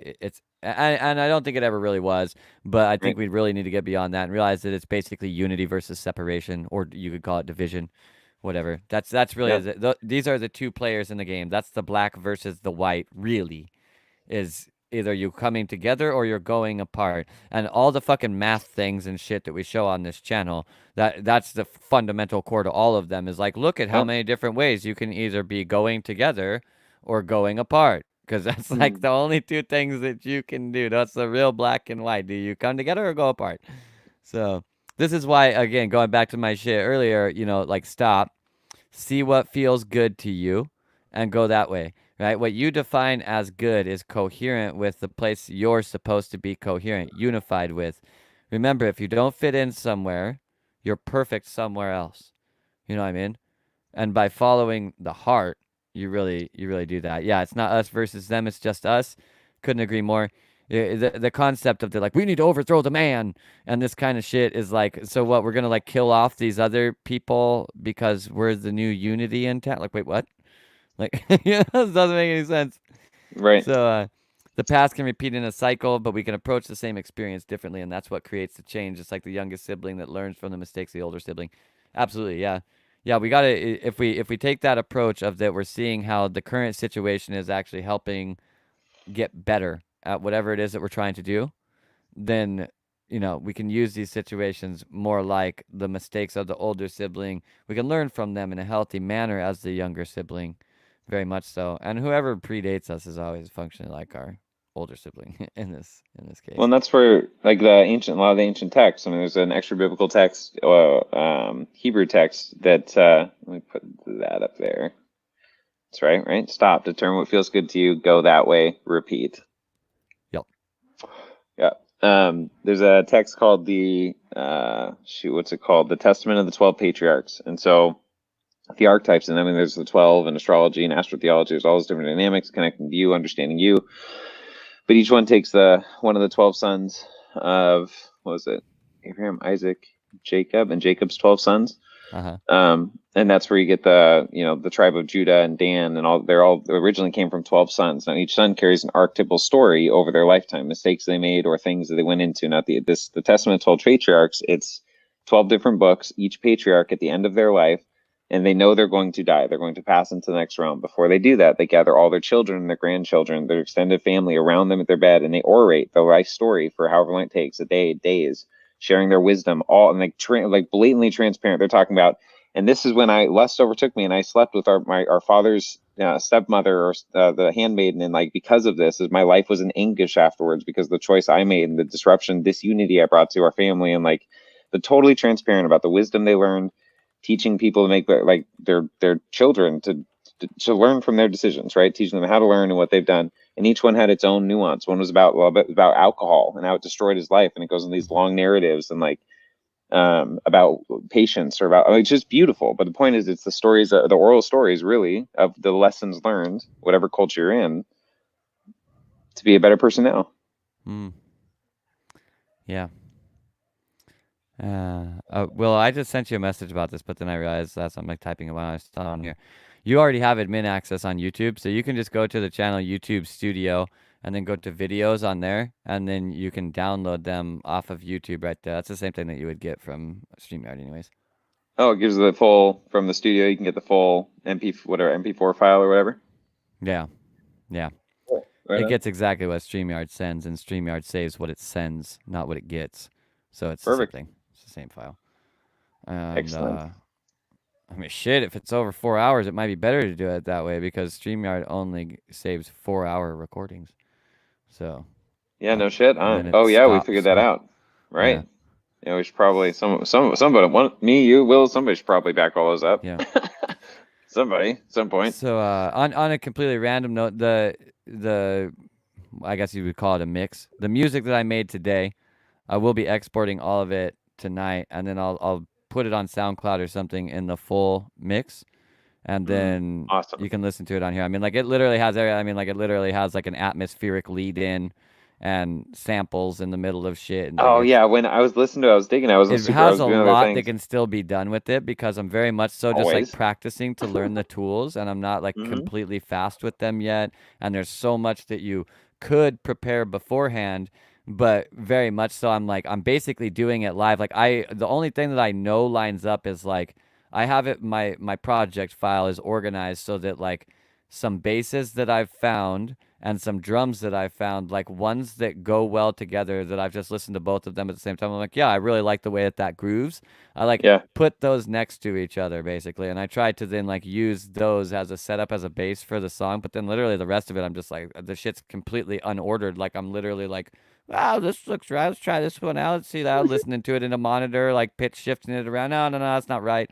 Try a different one. And so there's a lot of like, you could get better at it, but like it's Mhm. fucking pretty sick anyways.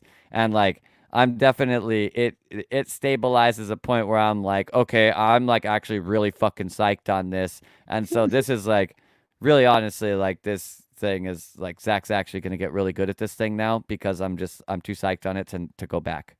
It's the Yeah, point of no return. because every time you do something that with music related and you're working on it, you stop, you determine that it feels good to you, and you go that way, and this course is getting better. Yeah, and this one was like, does it feel good to you? And it was like, and as the moment that I said that, I fucking shred out on like a Superman suit. And then like my hair got all long and flourishing and turned rainbow with sparkles coming out of it. And I put my fist forward and I Excellent. flew off down a DMT tunnel into another dimension. Like I wasn't even like Expect nothing stepping less. forward. It was like, yes! Like it was just, the way, especially the whole last, did you hear it when the show was starting? Yeah, I heard it, but I didn't know that it was like your music, so I wasn't really listening. It was Oh, just right. background music. And they mentioned it. I'm like, oh shit. And I started like really listening, but it was yeah. So definitely I'm Oh, looking okay. forward to hearing that. Well, the last part of it, the last track Yeah, that I I heard that as mixed you were in, talking. ended Mhm. up having this the vocal sample that I randomly found and mixed into that. Ended up saying in it, I can't believe we've come this far, and it was all like vocal and airy and like it just so like matched the moment. And then I like one of the random bass tracks that I had happened to have the name Believe in it, which is weird because normally it's like BPM and the key that it's in and the instrument that it used, and it was all that shit. But then Yeah, it yeah, also said Believe, and I was like, well, shit, I guess we're going with that bass line and the drums next to that. You know what I yeah, mean? And yeah, yeah. like never like when it all came together and this was like happening and I was like having this, moment of basically I'm gonna call it ecstasis, right? Like because it was like existential ecstasis. I was sitting here going like, Cool. wait a minute, a thing that I thought about like 20 years ago just got made by me and I love it. And the idea is a Oh, billion awesome. times bigger than this. I was just like so unbelievably fucking happy with myself. Like not Awesome. proud. I was just really happy with Yeah. myself. I was What a like, better way to say that? this is so fucking cool. That was Yeah. so fucking cool, Zach. And like I had just like done all this stuff before it too, and like the whole thing really like I had done one of these the other night, and I didn't Mhm. record it at all, and I was because I was just so shocked how good it came out. Like I got off of this podcast saying I was gonna go fuck around with music. I went and finished off my cigarette. I literally took 3 drags of a cigarette. I came right back over to the computer and I started into this mix, right? And then it like came out good. And by the end of doing it, I was like, that was really fucking good. I wish I would have recorded that. I was very surprised already. But then this Uh-huh. one I actually recorded. And then it came together like that with this one track. And I literally just like stood up and like threw my hands up and I was like, I'm done. There's no way the next track I mix in is actually going to make a better moment than this. This is the fucking end of it right here. I just literally walked Yeah. outside immediately and just started talking to like Joe and Kala and Lucy being like, it fucking happened, guys. We're there. We've done it. We made it. We're at the place. It's amazing. I can't believe Awesome. this. Like, I just, I am so fucking critical of stuff that I make, and I actually like this. Like, I have Hey, a lot to honestly, learn. I I'm know gonna you get well so enough. much fucking better, but it's already like I listen to it, and I'm like, I really actually like this. This is crazy. Yeah, and I know you well enough that's my favorite part about the whole thing is how much you like it, knowing how critical you are of stuff. Like, who cares what it is? The fact you like it that much, and I'm sure it's great and all that shit for the Oh my reasons god. because you did it. But like, Oh, you're gonna I'm just love it. saying. You're gonna hear it. You're gonna be like, oh my god, there's fucking noises Yeah. everywhere. The argument with the thing is that it's too full, or that there's it's pretty fucking good actually. Like I'm not gonna paint it with anything negative. It's pretty fucking good. I I've guess we heard a got to lot play of it right DNB now. sets in my life, and I was not so happy with them. So anyways, I mean I can't play the whole thing. I like saved out a snippet of it to start the show with. That was literally Gotcha. like just the end of the set basically. But Awesome. I have to save out the whole set. So Yeah. How long is that? How long is the whole set? I don't really know. It's Maybe we're got talking like like 20 plus if minutes. That'd be fucking if great. it's longer than that. Oh yeah, If you awesome. consider like each bass and drum combination, Yeah. which is just kind of like a vague way of putting it. I think there's 9 tracks in there, maybe 10. Awesome. I don't Awesome. remember, something like that. I'm super stoked. I like the long stuff. I can listen to it all day long. What are you doing, loop it. Aaron, to begin your creative journey in music? Oh, being part of these conversations. Something I was gonna Putting Aaron on the spot.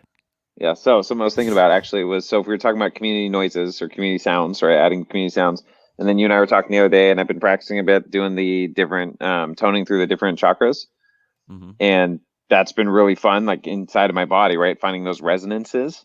Yeah. And then I'm like, that'd be really cool to record and just to give you that as like a thing. So and work with you, like find a way to, like, if I can do that so it's consistent and it sounds good and the frequencies are right, like actually spend some time with it a little bit.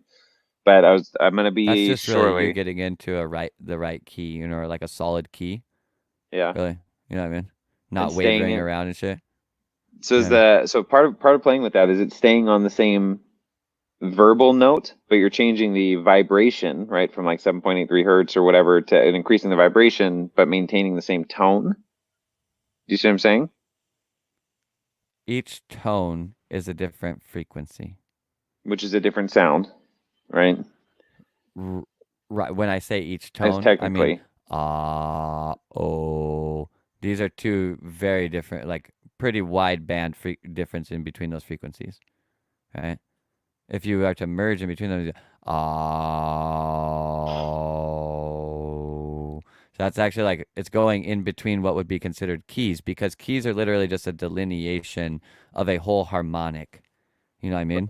So we separate that harmonic into a set amount of numbers, and we call each one of these a letter, actually. And these are the keys: A, B, C, D, E, F, G, and they're sharps. So okay, so I guess so in the like the or what's that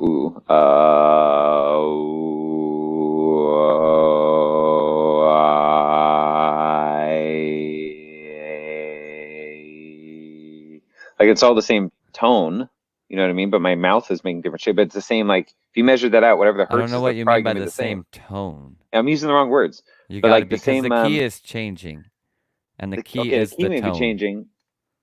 The sound.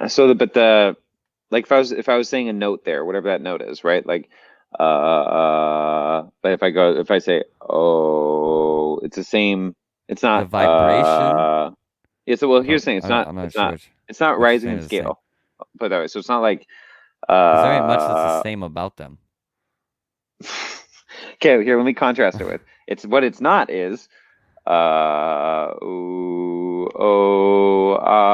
it's not a rising scale, you know what I mean? It's the same tone through each sound. I don't know how to say that right now. Do you see what I'm saying? Kind of. You at least see the difference. The words I'm using are wrong. The difference is I see a difference. Yeah. And I'm trying to understand, like, I'm trying to see if I have any idea about, like, does that matter? What's the difference? What is it really? Because I mean, I feel like you're just staying inside of the same, like those other ones were so distinct. Like, what is it? Because that would make sense. So the difference again between something like, I'm not doing it on key, but the steady tone with different sounds. Because the way that you would get that the same if you're like fucking with music,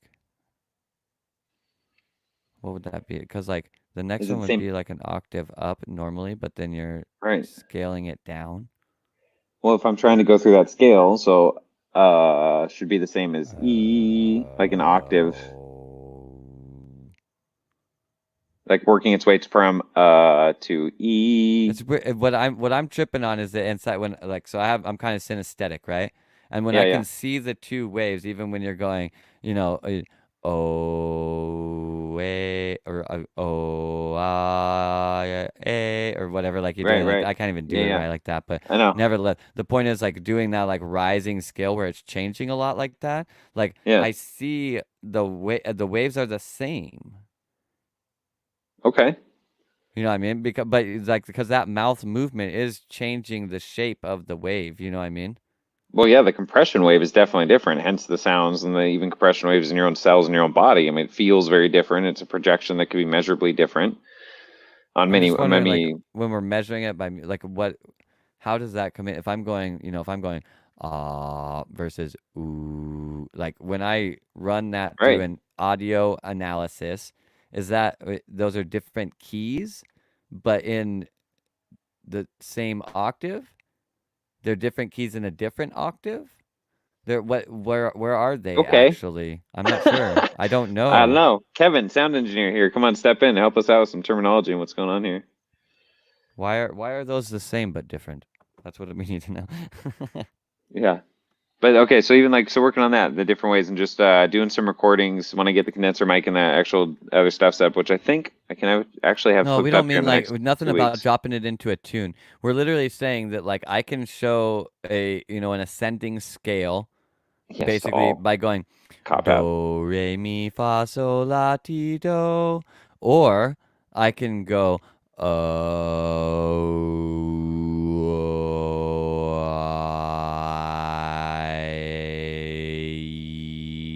What's the difference between those? Because one moves a lot more. The do re mi one moves a lot more. What is that Right. movement called, and why doesn't the other one have it? That's what I want to know, me Way personally. way to way to better form a more distilled version of our confusion. That's Yes, good. That's progression. I understand. I allow me to be your turbulent flow. Thanks, as we're trying to figure this all out. Yeah, that's great. Yeah, But yeah, I should be able to have the I'm condenser just stuff set up. is that stuff? Because I feel like both of those they stay in the same octave, right? When I go do re mi fa sol la ti do, I stay in the same octave, Right. Yeah. right? It's But in octave the to other octave. one, I Like, think I stay in the same octave too. Is it just a really low octave that I'm I think doing, and that's why I'm not well, really hearing the change to like a high frequency? Because it's really the it's the difference same. between the do and then the next do, where I'm like do. Right. So G That to that, G, if you will, an but that octave. should be I go up an octave. I'm scaling up an octave. Correct. Or down. But the point So is you the are other scaling one, between them. because the other one, what am I doing though? Because and E, like I'm increasing. But where do I actually reach the step that's the same key again? Is that the next? Well, I guess it. Is that maybe it? No, but Because see those that do like sound similar. I mean, like they're, but because we're looking like an octave up, it would be the same as me going like do, do. You know what I mean? So it would sound different. okay, So confused. so okay, what do we I that's something I memorize. Ooh, oh. Willow, if you want, like I was talking about doing a show, both of those were in the key of C. Which ones were both in the key of C? When we say both of those, I made a bunch of fucking noises, just two of them at the Okay, same time. so here I've got a frequency A high app. C and a low. So when you're saying high and low there, does that mean that the high C is a It's an higher octave. octave? It's got to be. Yeah, Okay, like is that A4. actually checking right now? That's Yeah, it is right checking now. key? So Okay, well then let's check let's see. Do and well, I can't hear you. what are you checking then? It's app on my phone, so I can do it from here. What I was gonna do is try to do the consistent sound. So Okay, well compare two of them, like the do re mi fa so scale. Like right, compare do and right. Yeah. Okay. So yeah, starting the whole scale. So do, and they'll tell me like E sharp to whatever. Like, so let me try to just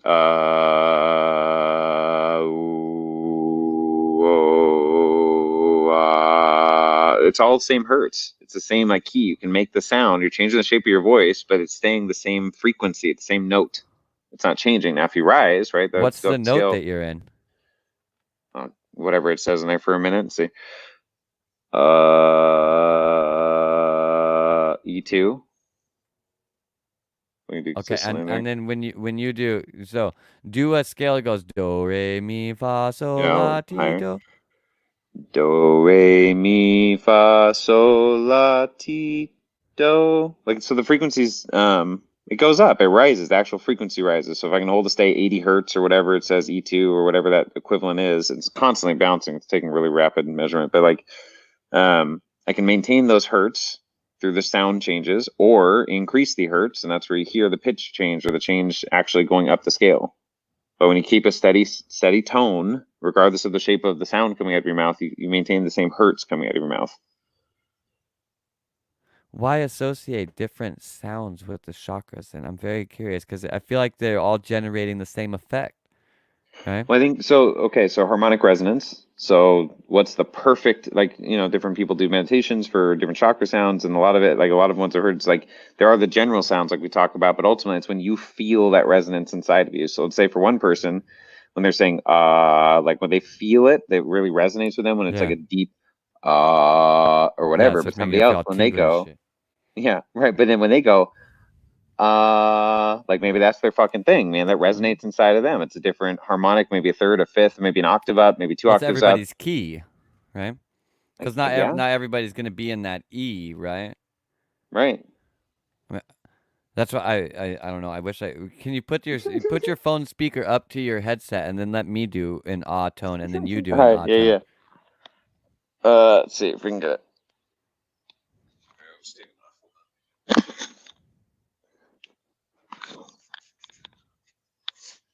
Okay, try it out. Ah.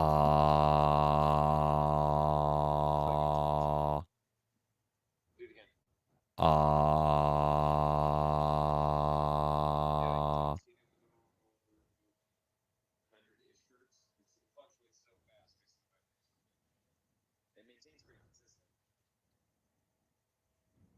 So it's in D though. Sorry, what was that? It's in D because you were in E, right? I think so. B. Oh, it said B2. Yeah, I think it was B2. Yeah. Okay. That's really weird that we're like, I don't know, I guess it's weird to me that we're like, Well, it depends on why are like, those so okay, different? look, so like I can go I'm so confused. it's like E2 81 hertz. I can Right, hold and that, mine was, but but I when can I hold was on. I'll doing do it the was same B thing. like 200. But right, but listen, I could do the same thing. No, it was like around 100 hertz, 80 hertz, something like somewhere in there. But like, so if I do,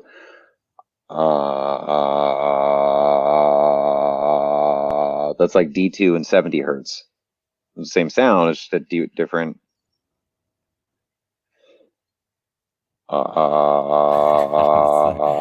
Willow loves this. We're just like sitting here making noises, completely confused. This is what happens when we get deeper into the shows. T-E-T. I can't use my phone right now. My phone's fucking recording me I and know, isn't that shit. annoying? So. That's the only annoying thing about having to use the phone. I'm sure there's an app that I could use on my computer. And you can record. Yeah, I'm sure there's tons of them. It's just some free one off the Android App Store. I'm going to change the settings. Shouldn't be so. Oh, change threshold volume. That'll help. Low pass filter. Indicate lines of a semitone. That's cool. Display semitones on the vertical axis. Oh, and you can calibrate. Oh, shit. Cool. You can calibrate. So the Joseph Goebbels A4 440 hertz causes dissonance in biology in the human body. That's why A4 at 432 hertz is more resonant with biological life. And I just tuned down A4 to A4 432 on this. So that's great. Okay. Oh, and they also have the do re. You can do it in the do re mi instead of C D E F. Oh, nice. All right.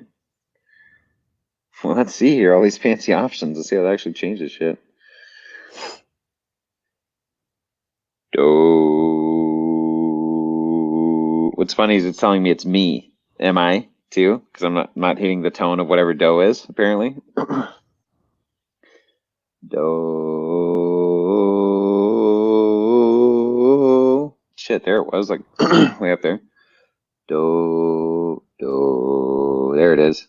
Yeah, there's one down too. Do. So it's like 70 hertz. Is like think you and I get down. Do. Yeah. Do it. Do.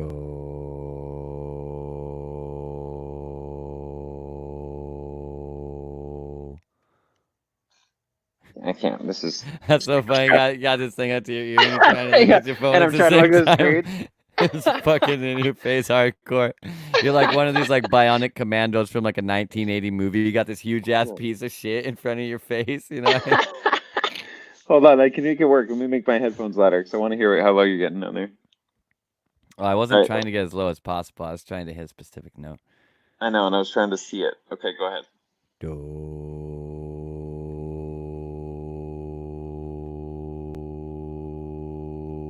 So it's coming up as Ray Sharp 2. Ray It's like Sharp? 70. Who's Ray Well, Sharp? I changed it from like CDBA to Do Re Fa Sol La, Oh, whatever. Do Ray. Yeah, Gotcha. yeah.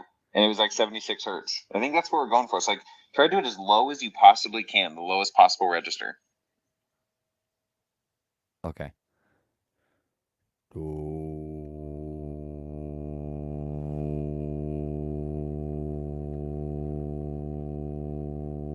Okay, so the lowest I'm seeing is like 62 hertz. And then it'll get up to the But 70s. if I go something like, look at it again and let me try something completely different. Yeah, right.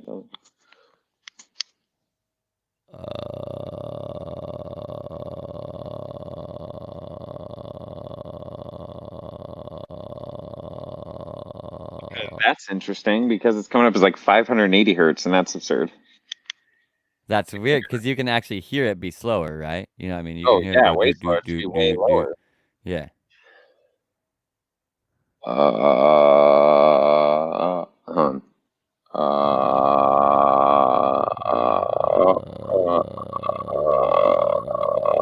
Yeah, it's a threshold and it goes up into the 500s, which is weird. That's definitely so going down in hertz. Maybe because it's like this growl tone, it's not actually really registering right. Because Kevin's saying that it didn't register on whatever he's checking with. Oh, that makes sense. And like that's kind of the goal of doing root that way is that you're making like a groveling sound. Like humans already do this when they really feel like shit. They're like, oh, no doubt. Yeah, yeah. You know what I mean? And so you're basically trying to purposely emulate that tone. So you're like,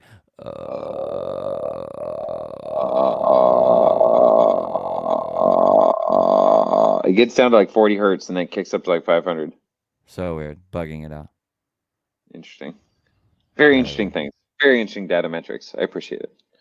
That's cool. Whenever she plays a show without headphones and you guys do toning, my son likes to follow along. Maybe I should make a bunch of kids content where I literally just make a bunch of stupid noises, and they can follow everything. Awesome. I was like, well, I was all like crouched down on the curb earlier today, and I made some talk about being like a gargoyle, and somehow this like related to something about a gargoyle and a pterodactyl, and then like I started making these like pterodactyl noises and shit. And it was real loud and annoying. I'm not gonna do it because it'd blow out everybody's ears, but we started doing that in the tunnel to the end of that like void noises track or whatever, like just all those just crazy, insane sounds. It was awesome. Yeah, and I have that too. I need to sample all that shit. I just haven't gotten to it yet. At some point in time, that's a thing that's happening for sure. Actually, like I don't know.